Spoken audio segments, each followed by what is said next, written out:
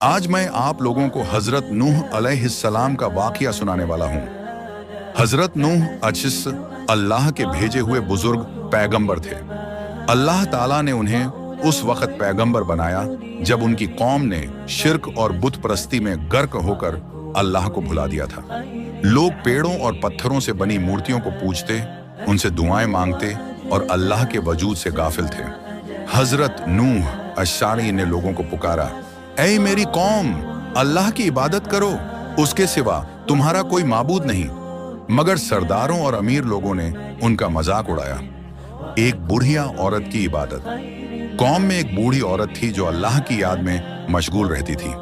जब सब लोग बुतों की पूजा में लग गए तो वह औरत अकेली अल्लाह का नाम जपती थी। हजरत नूह ऐस अक्सर उसके पास बैठते और कहते, तुम्हारी सब्र और इबादत मेरी कौम के लिए हिज्ज है। काश ये लोग तुम्हारी तरह अल्लाह को पहचानते।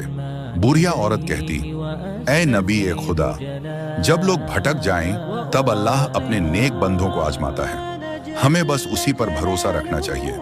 गुनाहों का फैलना और बीमारियों का आना।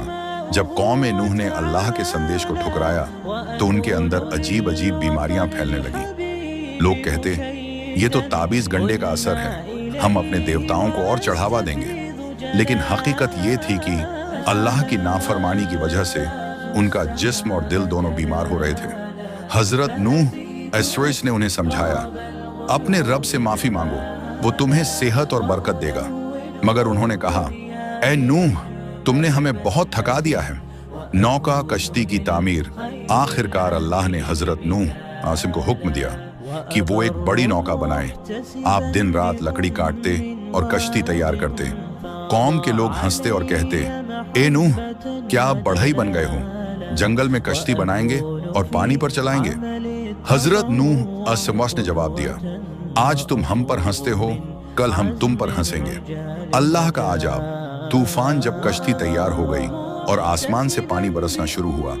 जब तूफान का वक्त करीब आया और कश्ती नौका तैयार हो चुकी थी, अल्लाह ने नूह इज़ान को हुक्म दिया कि ऐ नूह, अपने घर वालों और ईमान लाने वालों को नौका में सवार कर लो, मगर जो इनकार करने वाले हैं उनके लिए नजात नहीं। नूह एहसान का एक बेटा था जिसका नाम कुछ रिवायतों में कनान बताया जाता है। वो बहुत हठी और घमंडी था। उसने अपने वालिद नूह अस्सलाम की बात कभी नहीं मानी। जब बारिश शुरू हुई और पानी जमीन से उबलने लगा, नूह अस्सलाम ने पुकारा, ऐ मेरे बेटे, हमारे साथ सवार हो जा और काफिरों के साथ मत रह। लेकिन बेटे ने ताना मारा और कहा, मैं किसी ऊंचे पहाड़ की पनाह ले लूंगा, वो मुझे पानी से बचा लेगा।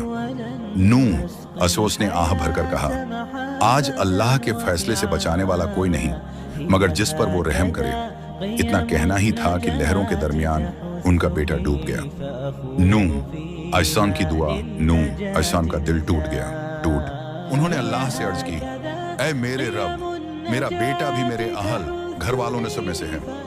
तूने वादा किया था कि मेरे घर वालों को बचाएगा। अल्लाह ताला ने फरमाया, ऐ नूह, वो तुम्हारे अहल में से नहीं है क्योंकि उसका अमल नेक नहीं है। तो ऐसी बात मत पूछो जिसका तुझे इल्म नहीं। मैं तुझे नसीहत करता हूँ, जाहिलों की तरह सवाल न कर।